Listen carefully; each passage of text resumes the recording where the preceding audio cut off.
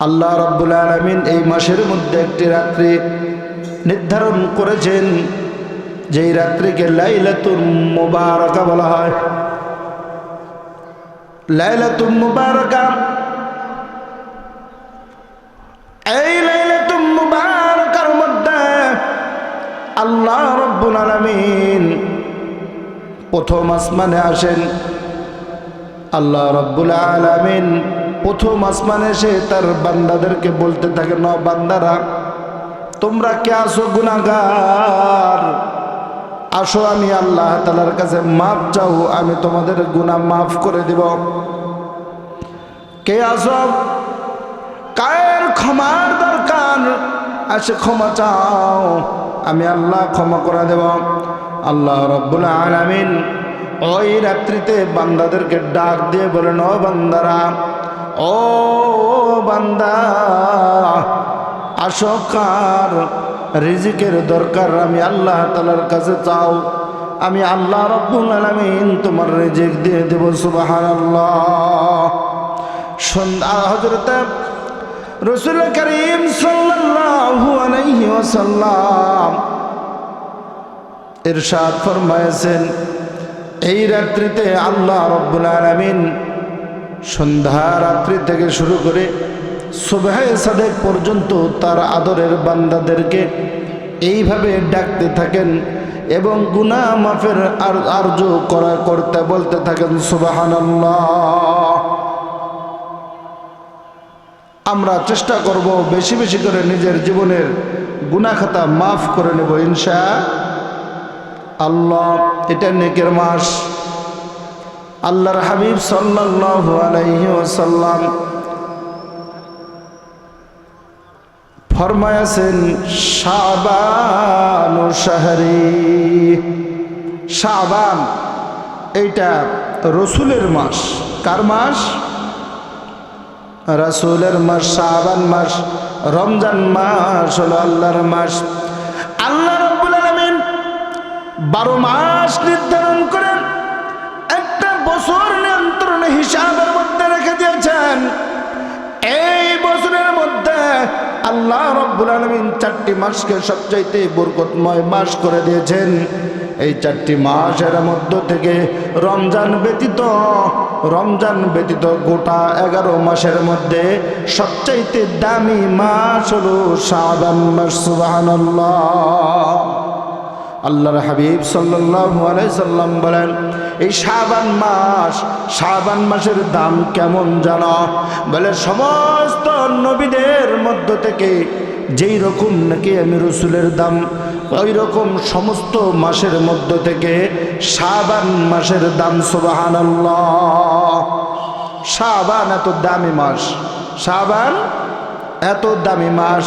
ও যুবক ভাইরা, বৃদ্ধ বাবাজিরা, এখনো যারা এদিক সেদিক ঘোরাফেরা করতেছি, ঘোরাফেরা না করে শাবানের বরকত অনুযায়ী, শাবান মাসের কদর অনুযায়ী আমরা সকলেই মাহফিলের প্যান্ডেলের মধ্যে বসে নিজের জীবনের সমস্ত আমলগুলি বদলায়া, নিজের জীবনের সমস্ত গুনাহগুলি মাফ করিয়া দিয়া আমরা সকলেই নিজের জীবনকে পাল্টায়া দেই, এদিক সেদিক ঘোরাফেরা না করে। আল্লাহর হাবিব সাল্লাল্লাহু আলাইহি সাল্লাম বলেন, শাবান আমার মাস। কোনো ব্যক্তি কোনো জিনিস যদি কারোর সম্বন্ধে হয়ে যায়, একটা নিয়ম আছে, যদি সম্বন্ধ যদি যার সঙ্গে হবে, ওই জিনিসের দাম সেই রকম হবে। যে রকমভাবে জমিনের মধ্যে হাজার হাজার লক্ষ লক্ষ মসজিদ জমিনের মধ্যে আছে, কিন্তু মসজিদে নববী, নবীর নামের সঙ্গে, নবীর সঙ্গে তার সম্বন্ধ, এই মসজিদে নববীর দাম কেমন? বলে, আমাদের জামে মসজিদে আমরা যদি নামাজ পড়ি, 1 রাকাত নামাজে আমরা 25 গুণ সওয়াব পাই, কিন্তু মসজিদে নববীর মধ্যে যদি আমরা নামাজ আদায় করি, তাহলে 1000 মতান্তরে 50,000 রাকাতের সওয়াব পাওয়া যায়। সুবহানাল্লাহ। সম্বন্ধ রসুলের সঙ্গে, এই জন্যই মসজিদের দাম বেশি। সুবহানাল্লাহ।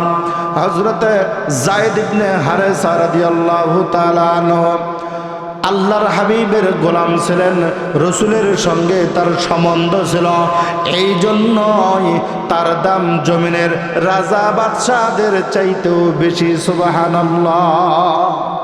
এই জন্য শাবান মাস রসুলের সম্বোধন করা হয়েছে যে শাবান রসুলের মাস, সবচাইতে দামি মাস। সুবহানাল্লাহ। এই জন্য আমরা চেষ্টা করব এই মাসে বেশি বেশি করে নেক আমল করার জন্য। আল্লাহ তাআলা তৌফিক দান করুক, সকলে বলেন আমিন। শাবান, আল্লাহর হাবিবের হাদিস শরীফ থেকে একটা হাদিস পাঠ করা হয়েছে।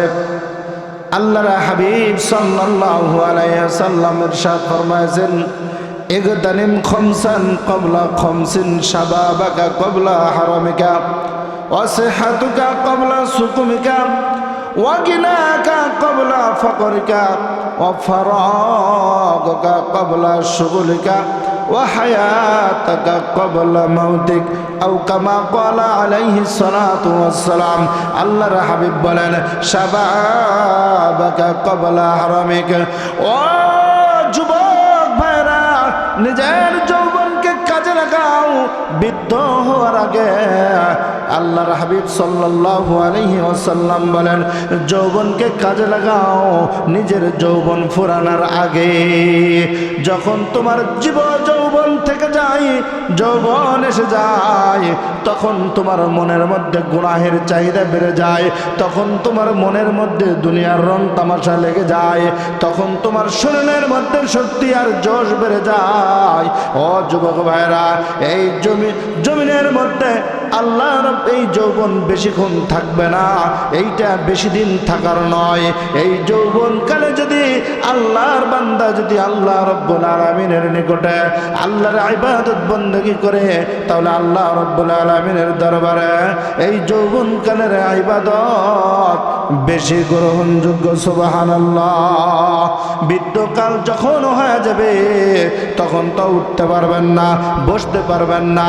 এই তোমার তখন তো বৃদ্ধকাল হয়ে গেলে, তখন এমনিতেই যখন মানুষের বয়স বেড়ে যায়, তখন এমনিতেই মসজিদে যায় হেলান দেওয়া শুরু করে দেয়, আর যৌবনকালে ঘোরাঘুরি করতে থাকে। বলে সময় তোমাকে মসজিদে পৌঁছার আগে যেই ব্যক্তি নিজের শরীরে শক্তি থাকার পরেও গুনাহ থেকে বিরত হয়ে মসজিদ পর্যন্ত পৌঁছল, গুনাহ থেকে বিরত হয়ে নেক আমলের সুযোগ অন্বেষণ করল, ওই ব্যক্তি সবচাইতে বুদ্ধিমান, ওই ব্যক্তি সবচাইতে ধন্য, ওই ব্যক্তি সবচাইতে ভালো। সুবহানাল্লাহ। শাবাবাকা ক্বাবলা হারামিক, যৌবনকে কাজে লাগাও বৃদ্ধ হওয়ার আগে। ও যুবক ভাইরা, ও বৃদ্ধ বাবাজিরা, বলে আপনারা তো বলতে পারেন যে হুজুর আমাদের তো বয়স হয়ে গেছে, এই সময় আমরা কি করব? আমাদের কাজ কি? আমরা তো যৌবনকালকে ফেলে আসছি গুনাহের মধ্যে, যৌবনকাল পার করে দিলাম, নিজের খায়েশাতের নফসানির দিক দিয়ে যৌবনকে পার করে দিলাম, দুনিয়ার রং তামাশার মধ্যে বয়স হয়ে গেছে, এখন চামড়া হয়ে গেছে ঢিল। আল্লাহর সাথে না মিল না দিয়ে তো আমাদের আর কোনো উপায় নাই। হুজুর এখন আমাদের করণীয় কিছু আছে বা ও বৃদ্ধ বাবাজিরা, আল্লাহ রাব্বুল আলামিন কালামে পাকের মধ্যে ঘোষণা করে দেন, কুল ইয়া ইবাদিয়াল্লাযীনা আসরাফু আলা আনফুসিহিম লা তাকনাতু মির রাহমাতিল্লাহ ইন্নাল্লাহা ইয়াগফিরু যুনুবা জামিআ ইন্নাহু হুয়াল গফুরুর রহিম। আল্লাহু আকবার। আল্লাহ রাব্বুল আলামিন, ও বৃদ্ধ বাবাজিরা আপনারা ভালো করে শুনে রাখেন, আল্লাহ রাব্বুল আলামিন বলেন, ও বান্দা, যৌবন কালাম যুবক অবস্থায় শরীরের রক্তের গরমের কারণে বান্দা নিজের জীবনের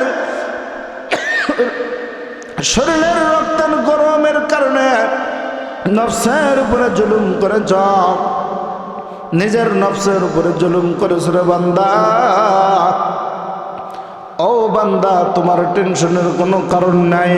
ও বান্দা, লা তাকনাতু মির রাহমাতিল্লাহ, লা তাকনাতু, নৈরাশ হওয়ার কোনো কারণ নাই। মির রাহমাতিল্লাহ, আমি আল্লাহ রাব্বুল আলামিনের রহমত থেকে। সুবহানাল্লাহ। যৌবনকাল গুনাহে অতিবাহিত করে দিয়েছি, বৃদ্ধ হয়ে গেছি, কোনো সমস্যা নাই, কোনো টেনশন নাই।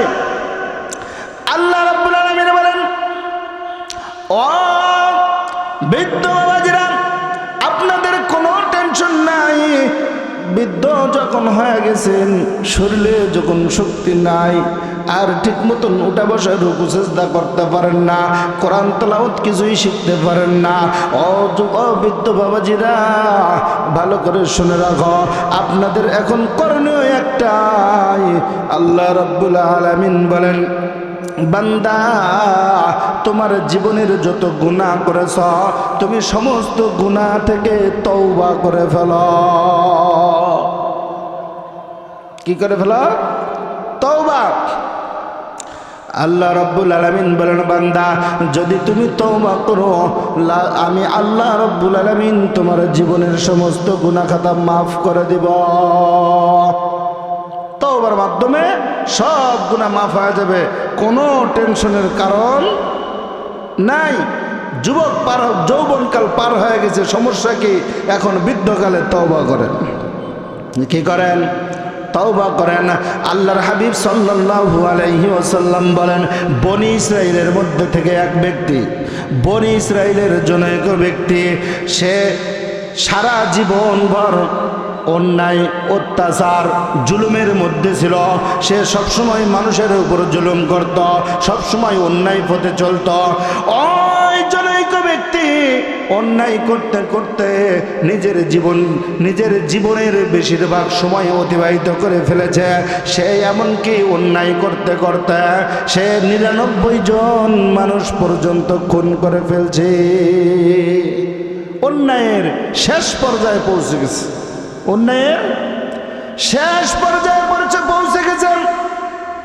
99 জন মানুষ খুন করার পরে, ও বৃদ্ধ বাবাজিরা, ভালো করে ঘটনাটা শুনে নেন। তার কারণ হলো যে এইটার মধ্যে বৃদ্ধ বাবাজিদের শিক্ষণীয় বিষয় আছে। 99টা খুন করার পরে ওই ব্যক্তি হঠাৎ তার মাথার মধ্যে আসলো, হঠাৎ তার দিলের মধ্যে তামান্না জাগলো যে আমি আর কোনো গুনাহের কাজের মধ্যে থাকবো না, আমি এখন ভালো হতে চাই, আমি তওবা করতে চাই। ওই এলাকার লোকজন কিছু লোকের সঙ্গে কথা বলল, ও ভাই, আপনি তো নামাজ পড়েন, আপনি তো রোজা রাখেন, আমি তো এত গুনাহ করে ফেলাইছি, আমি তো তওবা করতে চাই, আমি তো ভালো হতে চাই, আমার কি ভালো হওয়ার জন্য কোনো রাস্তা আছে নাকি? ও জনৈক ব্যক্তিকে বলা হলো যে অমুক জায়গার মধ্যে একজন পাদ্রী আছে, তুমি ওই পাদ্রীর কাছে যা পরামর্শ নিতে পারেন, আল্লাহ রাব্বুল আলামিন তোমাকে ক্ষমা করবে কিনা।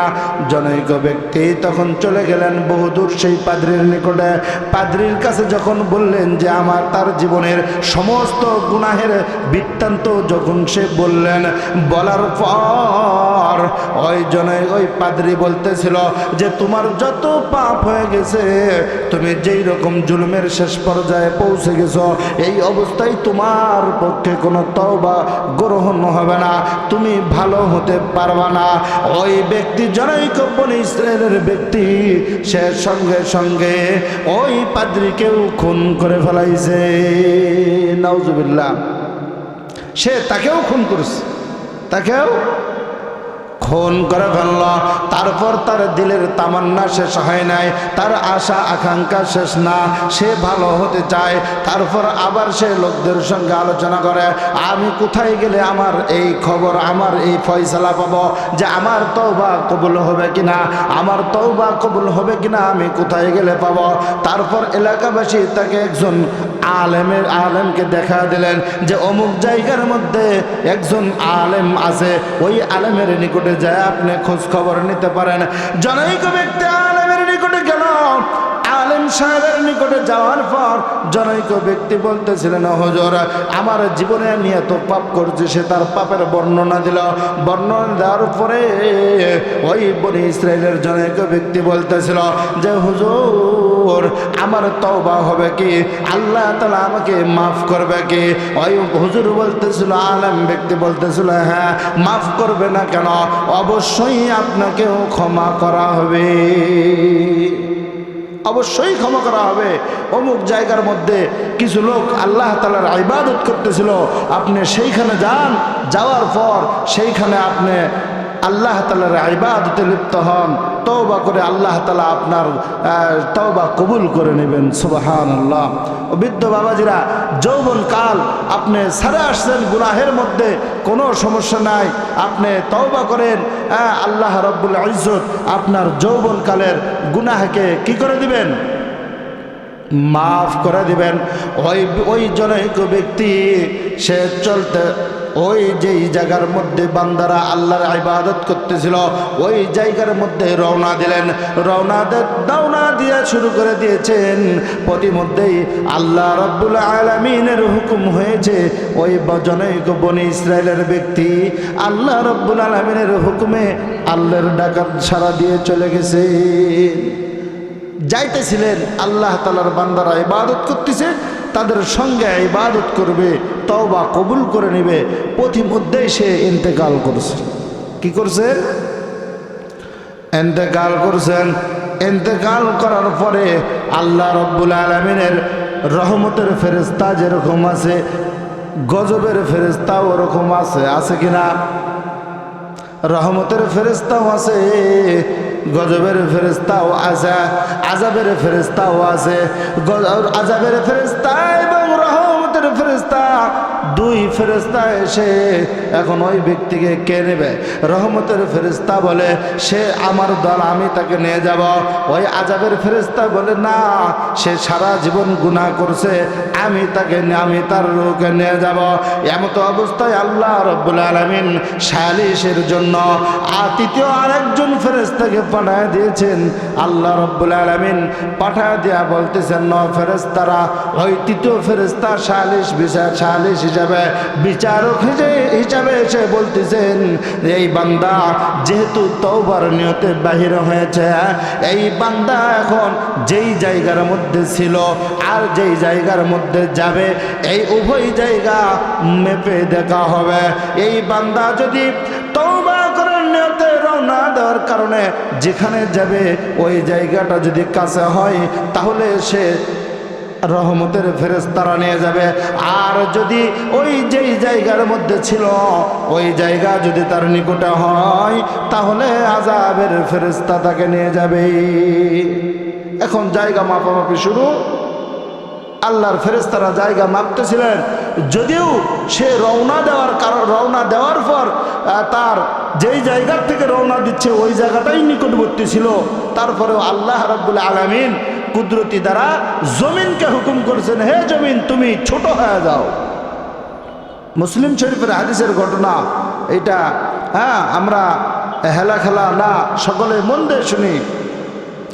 জমিনকে ছোট করার কথা বলা হলো, জমিন ছোট হয়ে গেল।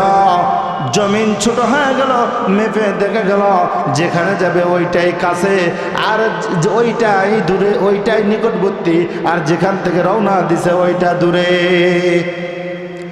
আযাব রহমতের ফেরেশতারা তার রূহকে নিয়ে গেলেন।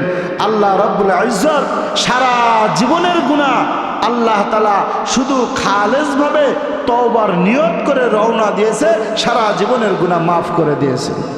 সুবহানাল্লাহ। এই জন্য আমরা কি করব? বৃদ্ধ বাবাজিরা, কোনো টেনশন নাই, লা তাকনাতু মির রাহমাতিল্লাহ, ইন্নাল্লাহা ইয়াগফিরুয যুনুবা জামিআ, ইন্নাল্লাহা ইয়াগফিরুয যুনুবা জামিআ। আল্লাহ তাআলা বলেন, বান্দা নিশ্চয় তোমার জীবনের সমস্ত গুনাহ খাতা আমি আল্লাহ রাব্বুল আলামিন মাফ করে দিব।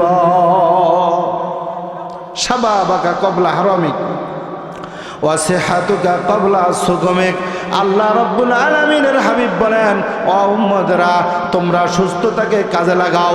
অসুস্থ হওয়ার আগে সুস্থ জীবনকে তোমাদের গনিমত মনে করো, অসুস্থ জীবন আসার আগে।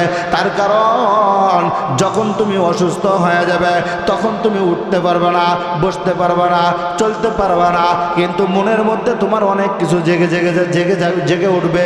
তোমার মনে বলবে যে তুমি যদি সুস্থ থাকতে তাহলে মসজিদে জামাতের সাথে নামাজ আদায় করতে, তুমি যদি সুস্থ থাকতে তোমার উপর হজ ফরজ হয়েছিল তুমি ফরজ হজ করতে যাবে, তুমি যদি সুস্থ থাকো তাহলে করিমনগর মাহফিলে যাব।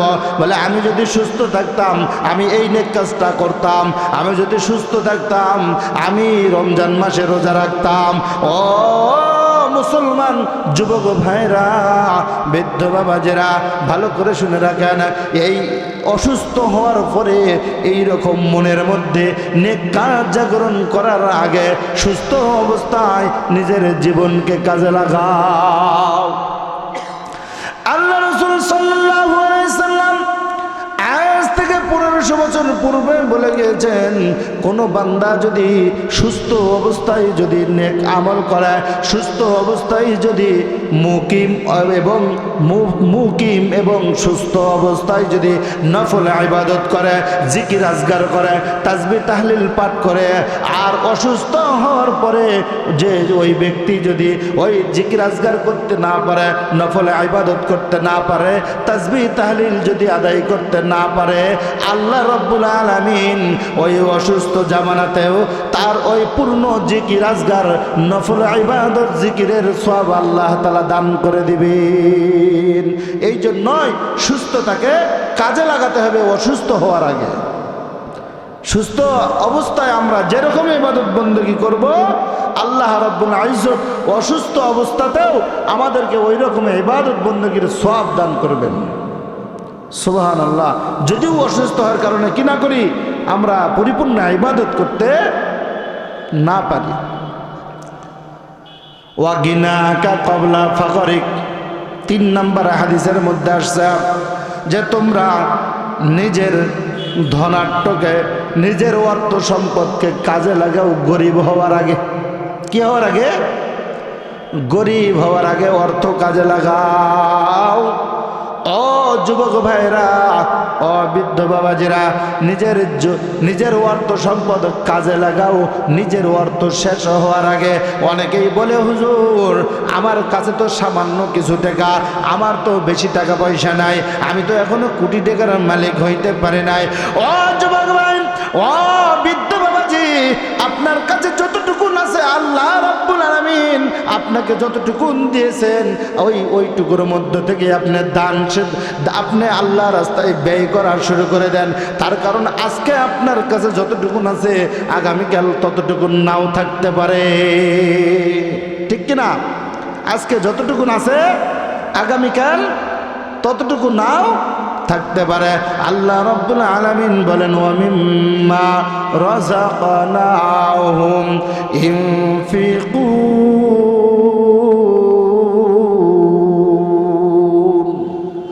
আল্লাহ রাব্বুল আলামিন বলেন, ও বান্দা তোমাকে আমি যা দিয়েছি, যতটুকু দিয়েছি ওইটার মধ্যে থেকে তুমি আমার রাস্তায় ব্যয় করো, ওইটার মধ্যে থেকেই খরচ করার চেষ্টা করো। এইটার নাম হলো ওয়াগিনাকা ক্বাবলা ফাকরিক। ফকির হওয়ার আগে তোমার সম্পদ কাজে লাগাও, যতটুকু আছে ওইটা দিয়েই কাজে লাগাও। পারবো তো ইনশাআল্লাহ? আল্লাহ রাব্বুল ইজ্জত আমাদেরকে তৌফিক দান করুক। সকালে বলেন আমিন।